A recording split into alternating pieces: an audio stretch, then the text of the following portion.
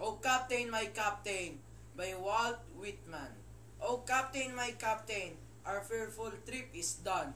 The ship has weathered every rock, the prize we sought is won.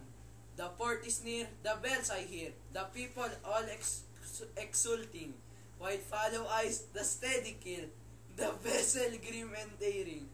But oh heart, heart, heart, oh the bleeding drops of red, where on the deck my captain lies, fallen, cold and dead.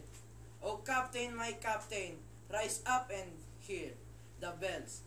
Rise up, for you the flag is flung, for you the bugle thrills, for you bouquets and ribbon wreaths, for you the shores a crowding, for you they call the swaying mast, their eager faces turning, her captain, their father, disarm beneath your head.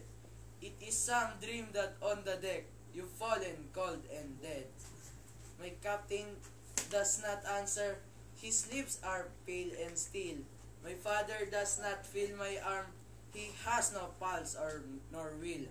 The ship is anchored, safe and sound, its voyage close and done. From fearful trip, the victor ship comes in the object one. Exult O shores and drink, O bells, but I with mournful tread walk the deck my captain lies, fallen, cold and dead.